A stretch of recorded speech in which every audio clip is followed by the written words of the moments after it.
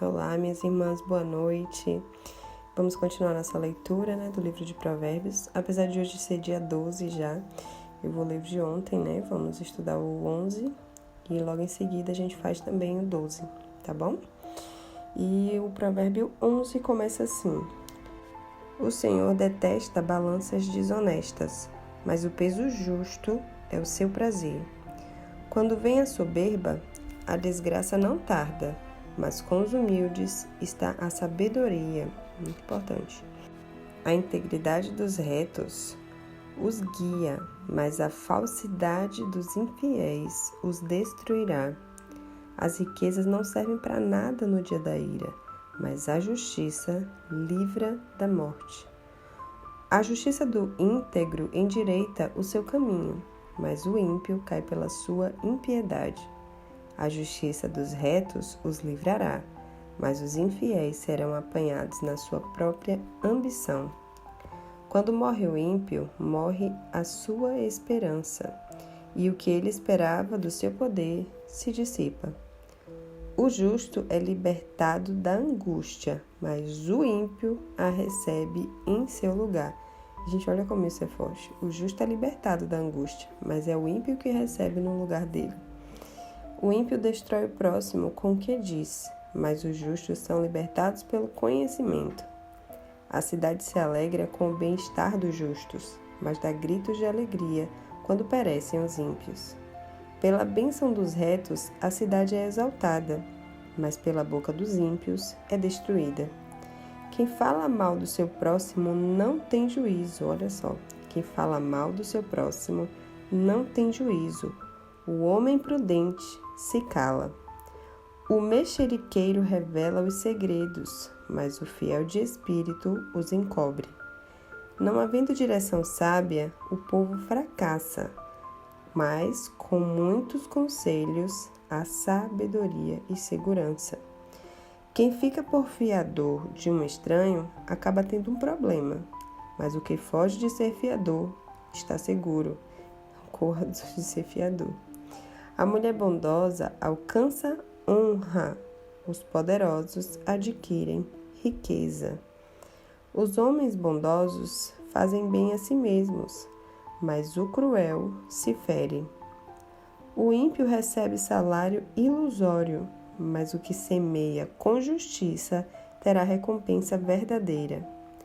Tão certo como a justiça conduz para a vida, quem segue o mau caminho vai para a morte. O Senhor detesta os perversos de coração, mas os que andam com integridade são o seu prazer. É evidente que os maus serão castigados, mas a geração dos justos será poupada. Olha isso. Como joia de ouro em focinho de porco, assim a mulher bonita que não tem juízo. O desejo dos justos tende somente para o bem, mas a expectativa dos ímpios resulta em ira. Uns dão com generosidade e têm cada vez mais. Outros retêm mais do que é justo e acaba na pobreza. Que fala muito sobre generosidade, A pessoa generosa prosperará, e quem dá de beber terá sua sede saciada. O povo amaldiçoa quem retém o trigo, mas bênção virá sobre a cabeça daquele que o vende. Quem procura o bem alcança favor. Quem corre atrás do mal acaba encontrando o que procura. Quem confia nas riquezas cairá, mas os justos reverdecerão como as folhagens. Aquele que perturba a sua casa herdará o vento. Aquele que perturba a sua casa herdará o quê? O vento. E o insensato será servo do sábio de coração. O fruto do justo é árvore de vida, e o que ganha almas é sábio. Mais uma virtude de quem é sábio, ganha almas. Se o justo é punido na terra, imagina o ímpio e o pecador. Então, assim, se o justo, que faz o que é correto aos olhos do Senhor, ele é punido aqui nessa terra, porque, afinal de contas, estamos no mundo, E imagina, então, aquele que é ímpio e pecador. É isso que diz o versículo 31. E aqui, minhas irmãs, tem alguns versículos para a gente falar, sobre essa questão de restauração pessoal, restauração de casamento. A primeira delas é já o versículo 2, que diz que quando vem a soberba, a desgraça não tarda, mas com os humildes está a sabedoria. Como é importante a humildade, porque a soberba, ela só atrai coisas ruins, né? A própria desgraça é para o seu lar, para a sua casa, para a sua vida. Então, tenha muito cuidado com a soberba.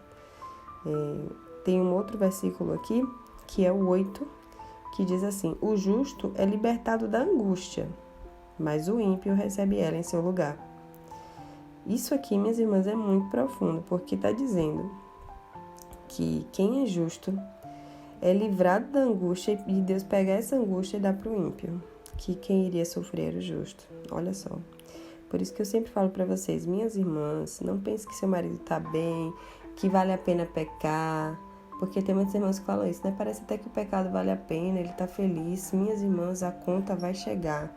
Sabe você usar o cartão de crédito do jeito que você quer, mas a conta vai chegar. Então, tudo que acontece aqui, tudo que a Bíblia diz assim, não se deixe escarnecer. Tudo que o ser humano plantar, ele vai colher. Então, assim, pode não ter chegado ainda a seus olhos no momento certo essa colheita do seu marido, por tudo que ele fez. Não que a gente vá ficar aqui querendo que Deus exerça somente juízo sobre ele e castigo, até porque a gente errou também muito e a gente não quer juízo e castigo sobre nós, né? Então a gente olha para o outro e pede a Deus o quê? Misericórdia, porque é isso que a gente quer, né? A gente fala, Senhor, tem misericórdia de mim, eu errei. Então a gente tem que querer para o outro aquilo que a gente quer pra gente, né? Mas o Senhor, ele continua sendo justo e ele é juiz, né, sobre nós. E aqui fala que no 12, né, quem fala mal do seu próximo não tem juízo. O homem prudente se cala. Mais uma vez, colocando o silêncio como uma virtude, né, da sabedoria, como algo que precisa ser exercitado por nós. E eu falo isso principalmente em relação às irmãs da fase 1, né, que acabaram de entrar no deserto. As irmãs vão na padaria, falam mal do marido, vão comprar um picolé, fala com a moça do carrinho, tá cortando o jardim lá, o jardineiro, fala pro jardineiro. Ou seja, todo lugar que ela vai, ela fala mal do marido, na esperança de que alguém diga assim, nossa, como você é coitadinha, porque a fase 1 é uma fase de vitimismo mesmo. É muito perigosa a fase 1, né? Então, que você aprenda no silêncio, a descansar, esperar no Senhor as coisas e não buscar nas pessoas uma resposta, um conselho, um alento, porque quem te dá essas coisas é o Senhor, né? Não havendo direção sábia, o povo fracassa, mas na multidão de conselhos, a segurança, a sabedoria. Então, minha irmã, não tenta fazer as coisas do teu jeito, do que vem na tua cabeça, do que tá ali na hora da emoção, no desespero de teu marido ter te afrontado, ou ter ido com a amante na porta da tua casa, ou, né, sei lá, tantas coisas acontecem que eu ouço aqui, a amante ligar pra mulher pra poder falar alguma coisa, é cada absurdo. Então, assim, nada disso pode desestabilizar você. Por quê? Porque as coisas externas não podem te abalar internamente, no sentido de te desestabilizar emocionalmente, te fazer perder o dia, só chorar, ter raiva das coisas, brigar com teu marido. Sabe, minhas irmãs, tem que ter realmente inteligência emocional, controle emocional, né? Hoje a psicologia chama de inteligência emocional, mas a gente sabe que é um fruto do espírito, né? Que é domínio próprio. Então, faz parte do fruto do espírito. Então, nós que somos espirituais, que somos do Senhor, precisamos buscar o fruto do Espírito Santo, que tem tudo nele, né? Amor, paz, bondade, né? Não se ira, tem domínio próprio, né? Manso. E, minhas irmãs, o 16 é diretamente para nós, né? A mulher bondosa alcança honra. Então, como é que uma mulher alcança a honra, sendo que bondosa? Os olhos do Senhor, né? Os olhos das pessoas aqui não, viu? É lógico que aqui a gente precisa sempre dar um bom testemunho, mas não faça isso para receber a recompensa das pessoas. Faça isso buscando no Senhor, né? E tem um outro versículo que fala que, como joia de ouro no focinho de um porco, assim é a mulher bonita que não tem juízo. Que adianta ser bonita? Uma joia no nariz de um porco faz alguma diferença? Ninguém nem... É um desperdício, ninguém nem olha um porco todo cheio de lama, fedorento, né? Não faz sentido. Então não adianta ser bonita se você não tem juízo. Se cale, minha irmã. Aprenda com o Senhor, se cale, busque uma oração. Se você precisa pedir perdão para alguém, peça perdão. Peça para Deus te mostrar. Ó, Senhor, mostre para mim as pessoas que eu preciso pedir preciso pedir perdão. Pessoas com as quais eu magoei, que eu falei no passado, ontem, hoje. Eu lembro que eu tive que pedir perdão até para o meu pastor, que em algumas situações, na época que ele era, né, líder espiritual sobre mim, era pastor, eu confrontava algumas coisas assim e me achava cheia de razão, né? Porque eu era toda religiosa, estava na igreja o tempo inteiro, 2, 3 vezes na semana. E eu lembro que eu cheguei já a me reunir com outras pessoas, assim, na casa delas, e a gente só falar mal do pastor. Agora imagine falando mal de uma autoridade espiritual. Por mais que ele estivesse errado, a Bíblia manda a gente corrigir uns aos outros com mansidão e em amor. É eu e ele. Eu poderia chegar para ele, conversar, expor minhas ideias e dizer o que estava acontecendo. Poderia, né? Com espírito de mansidão, que é isso que a Bíblia diz. Com espírito de candura, a Bíblia fala. Mas nunca, jamais, que é uma coisa que Deus abomina, que a gente já leu aqui, né? Diz que 6 coisas Deus odeia, mas a 7ª ele abomina, que é quem faz discórdia, né? Fofoca entre irmãos, imagine. Então, assim, você precisa se posicionar no Senhor e cumprir os princípios do Senhor, porque cada coisinha dessa é uma brecha que o inimigo está agindo na tua vida. Então, pede para o Senhor te mostrar as pessoas que você precisa pedir perdão, as coisas que você precisa se arrepender e você ainda não vê, né? E quem é generoso prospera. E quem dá de água, né, dá água a alguém para beber, um dia também terá sua sede saciada. Então, como é importante a generosidade, né? Eu sei que quando a gente está no deserto, o foco é oração, muita oração, principalmente as primeiras fases, para conseguir do Senhor a restauração do casamento. Depois, com o passar do tempo, concluindo os processos, mudando de fase, a gente entende que nada tem a ver com a gente apenas, né? Que Deus sempre faz tudo no plural. E o que Ele quer é usar você para mudar você e para usar você. Porque através da tua vida Ele vai alcançar pessoas. Aqui o intuito de Deus sempre vai ser levar o reino dele para muitas pessoas, né? Então esse é o nosso dever, né? Pregar o evangelho a toda criatura. Então que o Senhor possa nos dar graça, minhas irmãs, que possamos cumprir os princípios do Senhor, cumprir a palavra do Senhor. E a gente não olhe para trás, né? Não queira ver como o marido está, né? Nem as situações em que ele está enfrentando e achar que ele está mais feliz, e achar que ele está bem e que por isso nós estamos no caminho errado. Pelo contrário, nós escolhemos a melhor parte, né? Assim que a Bíblia diz. Essa foi a melhor parte e ela não será tirada de nós, né? Então, que o Senhor nos dê graça para prosseguir. Pai, em nome de Jesus, nós estamos reunidas mais uma noite em Teu nome, lendo a Tua palavra, aprendendo mais de Ti.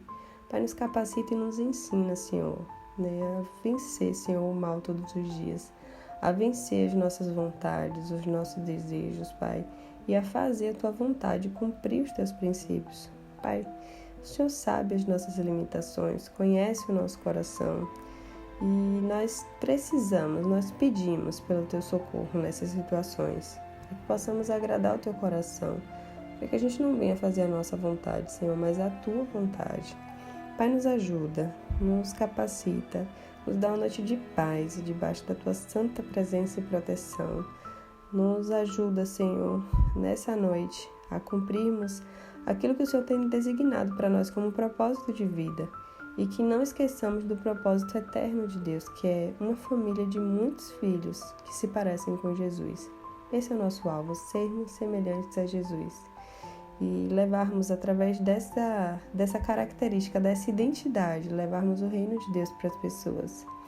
Pai, nos ajuda nas nossas casas, nos trabalhos. Pai, nos ajuda a nos organizarmos, Senhor, a fazermos todas as coisas, Senhor, sem deixar o tempo passar, remindo realmente o tempo, Senhor, buscando a Tua face todos os dias, onde a gente estiver. Pai, eu creio que o Senhor tem levantado mulheres, Senhor, mulheres que não são vítimas, que não pensam somente nelas, que têm vivido o deserto e tantas outras situações, mas porque elas vão vencer. E isso vai ser um propósito de vida para nós, para elas, para que elas possam levar a Tua palavra a tantas pessoas que têm precisado, Senhor, de experiências contigo. Eu creio, Senhor, que todas as coisas cooperam para o bem daqueles que são chamados segundo o Teu propósito, Pai. Então, que se cumpra o Teu propósito em nossas vidas, Senhor, para que Teu nome seja honrado e glorificado, para que nós possamos dar frutos, para que as pessoas vejam os nossos frutos e glorifiquem o Teu nome, Pai.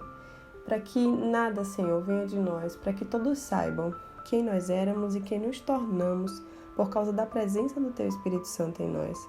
Pai, nos capacita assim, Senhor, nos tornando servas fiéis, nos tornando filhas, Senhor, que sentam contigo ali, naquela terceira mesa, que estão contigo, que ouvem de Ti os Teus conselhos, que são repreendidas, exortadas por Ti, muitas vezes disciplinadas, mas que amam estar na presença do Pai e amam fazer a vontade do Pai. Nos faz assim, por misericórdia, Pai, em nome de Jesus. Amém.